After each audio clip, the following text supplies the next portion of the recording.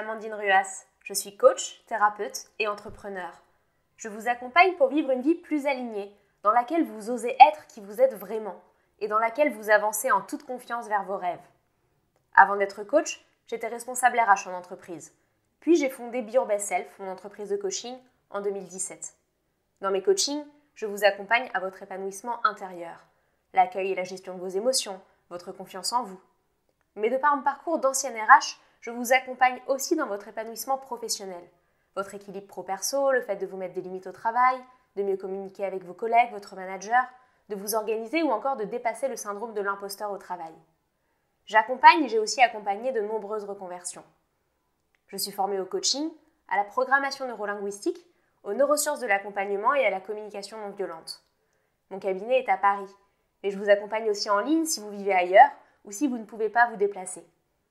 Dans ce podcast, et aussi dans les articles de mon site, je vous partage mes outils, mes clés et mon expérience d'accompagnante pour vous aider à mieux vous connaître, à vous faire confiance et à vous aimer. Et surtout, à vous mettre en mouvement dans vos projets pour créer et vivre la vie dont vous rêvez. Très bonne écoute. Bonjour, j'espère que vous êtes en forme aujourd'hui. J'ai envie de vous parler dans cet épisode du courage qu'il nous faut pour changer. Et oui, il en faut un paquet de courage pour changer. Mais dans cet épisode, j'ai justement envie de vous donner les clés pour courageusement traverser les peurs que vous pouvez avoir face au changement.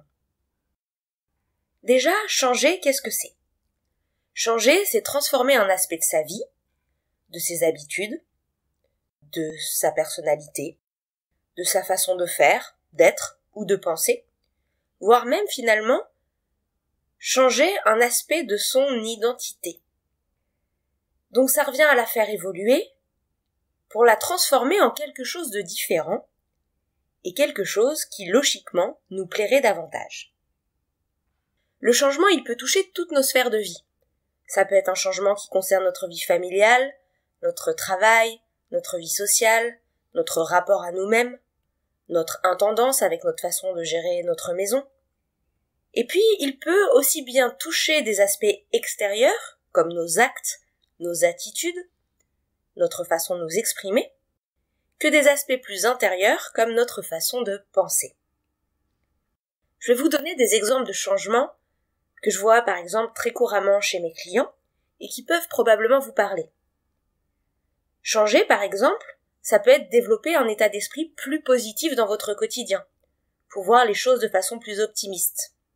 Changer, ça peut aussi être mettre en place une routine sportive, pour vous mettre au sport de façon plus régulière alors qu'aujourd'hui, vous êtes quelqu'un qui ne pratiquait pas de sport. Changer, ça peut être aussi le fait d'être plus calme dans les discussions, de moins de vous énerver, et de développer un mode de communication plus doux et plus bienveillant si aujourd'hui vous êtes un peu incisif ou brut de décoffrage dans vos façons de vous exprimer. Changer, ça peut être aussi optimiser votre méthode de travail ou la façon dont vous révisez vos examens si vous trouvez que vous n'êtes pas suffisamment efficace. Et puis, ça peut aussi être changer de ville en déménageant, changer de métier pour vous reconvertir. Donc vous voyez, les changements peuvent vraiment toucher toutes nos sphères de vie et aussi bien des habitudes, des façons de faire, de parler, que des façons de penser. À ce stade, j'ai envie de préciser que généralement, quand on désire changer pour quelque chose que l'on trouve mieux ou plus adapté. On désire donc changer pour quelque chose qui nous fait envie. En fait, si vous êtes en train de changer pour quelque chose qui vous ne fait pas envie, ou que vous ne trouvez pas mieux ou plus adapté, c'est probablement que vous êtes en train de changer non pas pour vous-même, mais pour les autres. Changer pour les autres, pourquoi pas ? Si c'est important pour vous, parce que ça vous permet de préserver des relations qui vous semblent essentielles, vos relations familiales ou vos relations de travail.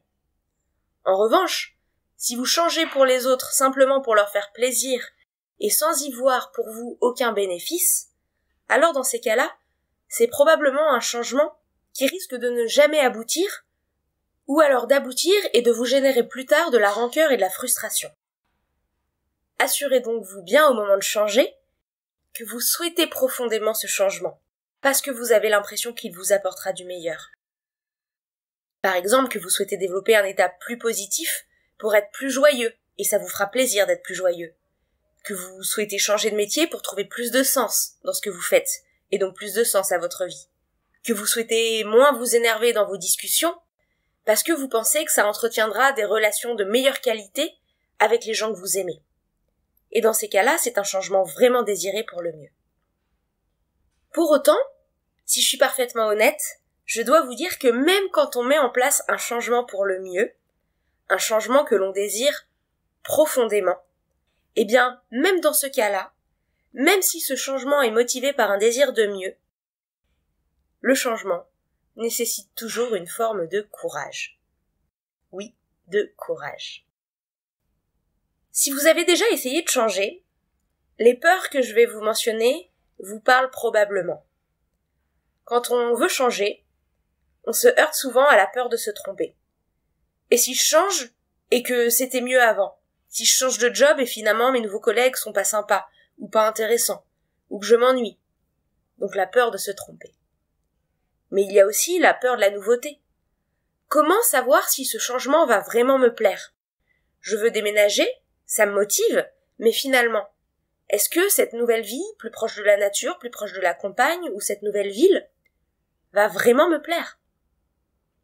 Il y a aussi la peur du regard des autres. Est-ce qu'une fois que j'aurai changé, on m'aimera toujours? Qu'est-ce que les autres vont en penser? Si je deviens plus efficace et plus organisée au travail, est-ce que mes collègues ne vont pas me jalouser? Si je deviens plus doux et plus bienveillant dans ma façon de communiquer, est-ce qu'on va toujours penser que je suis un bon leader et pas quelqu'un d'un peu faible?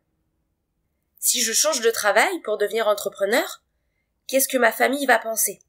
Est-ce qu'ils vont penser que je fais un caprice et que je ne suis pas raisonnable et que je ne mets pas ma famille en sécurité? Et puis après la peur du regard des autres, il y a aussi la peur d'échouer. Si je veux changer mais que j'y arrive pas. Si je veux me reconvertir mais que finalement je trouve pas de nouveau job. Si je veux devenir plus optimiste mais que finalement j'y parviens pas et que je reste la personne pessimiste que je suis, est-ce que je vais me confronter au ridicule de ne pas avoir réussi à changer? Et si je veux mettre en place une routine sportive et que finalement au bout de 2 semaines, je n'ai plus aucune discipline et que j'échoue complètement, quel va être le regard que je vais porter sur moi-même? Il y a aussi bien sûr la peur de l'inconfort. Changer demande des efforts. Changer demande une nouvelle discipline, une nouvelle adaptation, de nouvelles habitudes. Et par définition, c'est inconfortable. Si vous voulez mettre en place une routine sportive, c'est peut-être vous lever plus tôt pour mettre en place ce sport. Si vous voulez déménager, c'est passer par une recherche d'appartement, par un prêt bancaire, peut-être par des économies à faire. Tout ça, c'est de la nouveauté. Et ça demande d'adapter son quotidien. Et par définition, l'adaptation est inconfortable.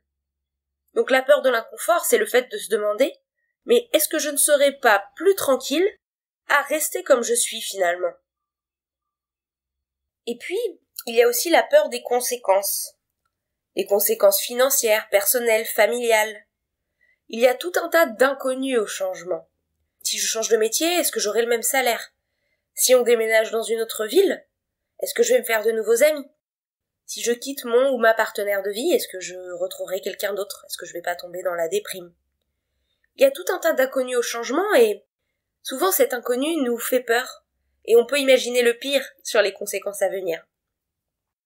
Et puis enfin, une autre peur, peut-être un peu plus subtile et pourtant bien présente, et je la vois beaucoup chez mes clients en coaching, c'est la peur de perdre son identité. Si je change, est-ce que par définition je deviens une autre personne? Si je ne suis plus le râleur ou la râleuse que je suis et que je deviens optimiste, qui suis-je? Est-ce que ma personnalité change et donc est-ce que ça veut dire que je ne suis plus le même ou plus la même? Et dans ces cas-là, qui est-ce que je deviens? Est-ce que je dois redéfinir mon identité? Et donc chaque changement entraîne forcément des réflexions au niveau identitaire. Peur de se tromper, peur de la nouveauté, peur du regard des autres, peur d'échouer, peur de perdre son identité, peur de l'inconfort ou peur des conséquences. J'ai donc envie de vous demander, peut-être ce temps d'introspection, cette minute d'auto-coaching, en vous demandant, face au changement, quel qu'il soit, peut-être un changement que vous rencontrez à l'heure actuelle ou un changement que vous avez rencontré récemment, est-ce que vous avez rencontré l'une, ou peut-être plusieurs, de ces peurs? Observez sans jugement. Si vous rencontrez une de ces peurs, ne vous inquiétez pas, ce n'est ni bien ni mal, vous êtes juste un être humain. J'ai même envie, à cœur ouvert, de vous partager quelques-unes de mes peurs de changement.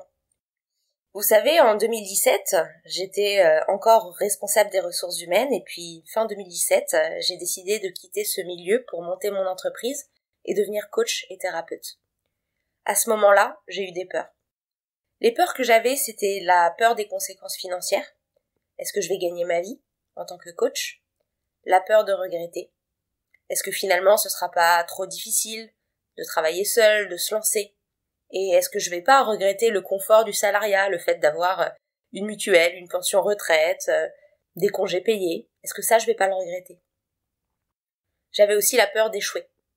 Et si ça marche pas? Qu'est-ce que je vais penser de moi? Est-ce que je vais pas me juger, me trouver nulle, me trouver pas à la hauteur? Et puis j'avais aussi peur du regard des autres. Notamment parce qu'en 2017, quand je me suis lancée, même s'il commençait à y avoir ces mouvements de reconversion, ces réflexions sur le sens au travail, il y en avait pas autant qu'aujourd'hui. Et donc dans mon entourage, pas mal de personnes trouvaient ça un peu fou, cette idée de quitter le salariat pour se mettre à son compte. Et notamment mes personnes. Et notamment mes parents, qui trouvaient ça complètement déjanté. Pour qui d'ailleurs le métier de coach n'était pas encore un vrai métier. Et donc il y a eu aussi la peur du regard des autres. Autre petite anecdote personnelle, quand je suis passée de omnivore, puisque je mangeais de la viande, du poisson, des œufs, des laitages, à végétalienne, après ma retraite en Thaïlande puis en Inde, j'ai eu peur aussi de ce changement. Peur de l'inconfort.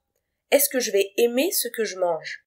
Est-ce que je vais trouver facilement de quoi manger dans une société qui est encore en grande majorité omnivore? Et puis j'ai eu la peur du regard des autres. Que vont penser mes proches quand on va aller au resto et que je vais dire à chaque fois est-ce qu'il y a un plat vegan? Est-ce qu'il y a un plat végétarien? Que vont penser mes proches pour qui la planète, les animaux, la santé, ce n'est pas forcément important? Et si moi je respecte le fait que, à ce stade de leur vie, ils sont pas dans ce type de réflexion ou tout simplement c'est pas une priorité pour eux, et ils en ont tout à fait le droit, vont-ils respecter mon choix à moi? Vont-ils me juger? Et puis, il y avait aussi la peur d'échouer. Et si je dis à tout le monde que je vais devenir végétarienne pour la planète et qu'au bout de 6 mois je renonce parce que c'est trop dur? Troisième petite anecdote personnelle, quand j'ai décidé d'assumer le fait que j'aime me coucher tôt. Parce que oui, j'ai besoin de sommeil et à 23h, j'aime être dans mon lit avec un bouquin. Et donc, j'ai décidé d'assumer le fait que je sortais plus peut-être jusqu'à 2-3 heures du matin pour avoir un rythme de vie qui convient mieux à mon énergie. C'était un changement. Et là, j'ai eu peur qu'on me trouve ennuyeuse, donc peur du regard des autres.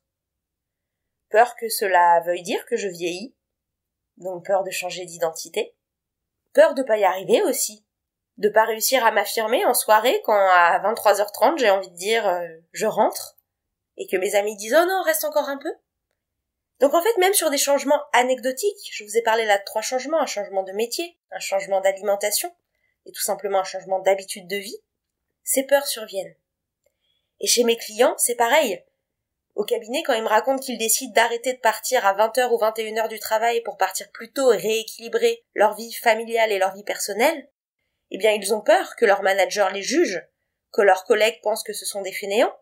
Ils ont peur aussi de ne plus être aussi professionnels et de tout à coup mal faire leur travail en partant tôt. Ils ont aussi peur des conséquences, peur d'être licenciés ou de ne plus être augmentés. Et puis, ceux qui décident un jour d'apprendre à dire non suite aux séances de coaching et donc qui décident d'arrêter de dire oui à tout quand ils n'en ont pas envie, là aussi ils ont peur. Si je ne dis plus oui à tout, est-ce que je suis toujours une gentille personne? Quelle est alors mon identité? Que vont penser mes proches quand je vais leur dire non? Et si je blessais les autres? Vous voyez, ces mêmes peurs reviennent toujours. Et chaque changement amène donc son lot de peurs. Et ce n'est pas grave. C'est commun. C'est humain.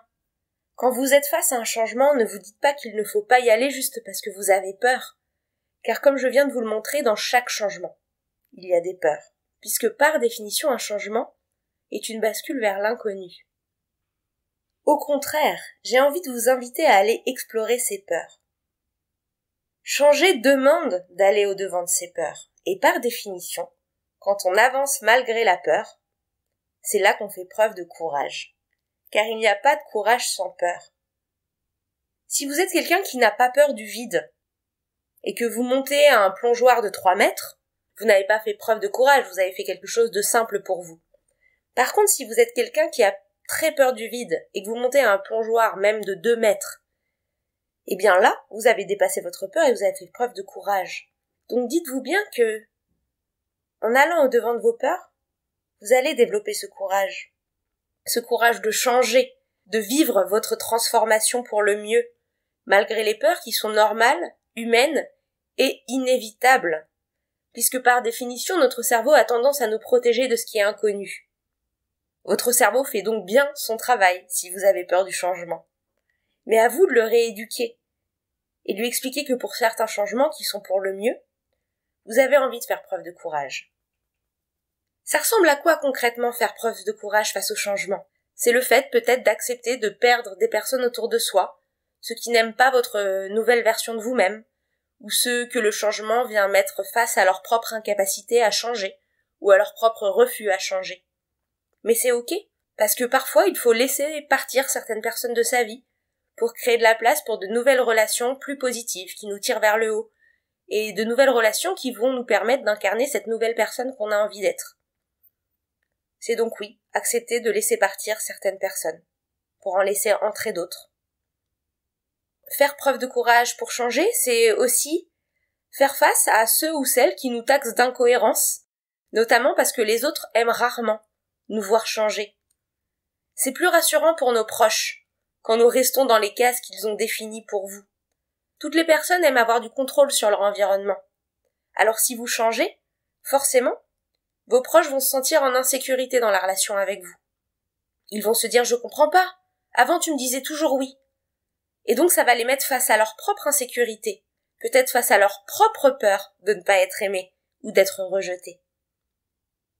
Et donc ces personnes-là vont alors vous taxer d'incohérence, vous dire qu'avant vous faisiez différemment, peut-être vous dire qu'ils préféraient la version d'avant, essayer de vous challenger en vous demandant pourquoi vous opérez ce changement.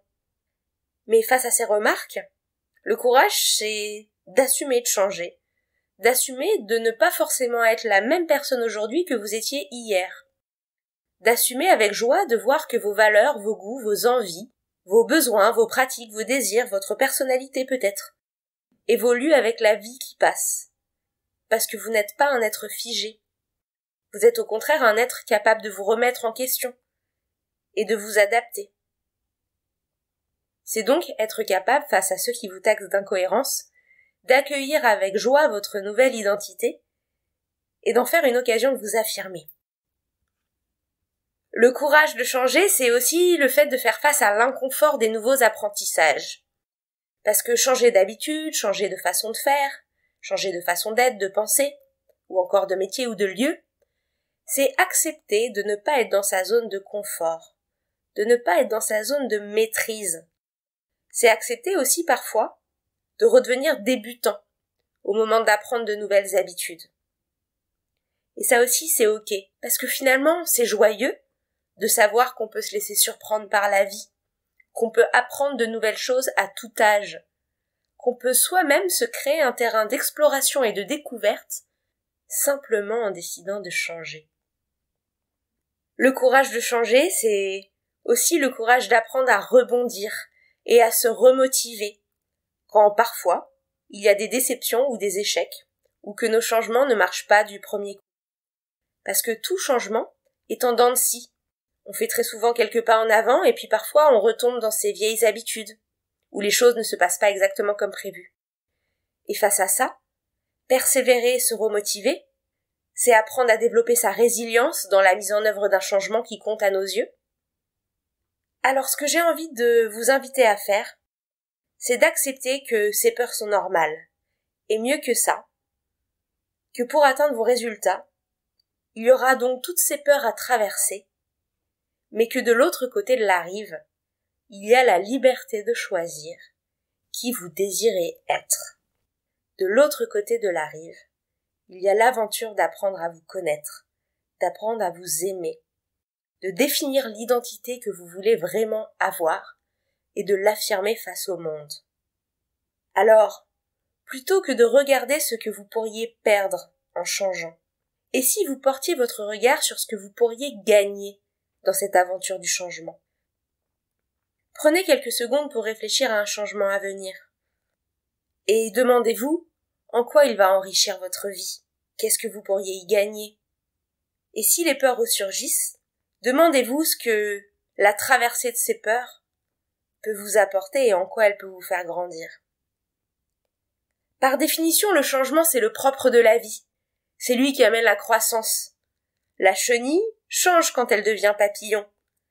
Le serpent qui mue change en se délestant de sa vieille peau. Le Bernard l'ermite, qui sort de sa coquille, de son coquillage quand elle est trop petite, change également. La vie, par définition, fait changer. Alors vous aussi, comme la chenille, comme le serpent, comme le Bernard l'ermite, osez quitter la peau ou le costume qui ne vous convient plus pour embrasser votre nouvelle identité. Et refusez de rester à l'étroit, dans une coquille trop petite. Sortez du cocon pour laisser s'épanouir le papillon en vous. Je vous souhaite de réaliser les changements que vous voulez mettre en place dans votre vie avec la joie de traverser vos peurs.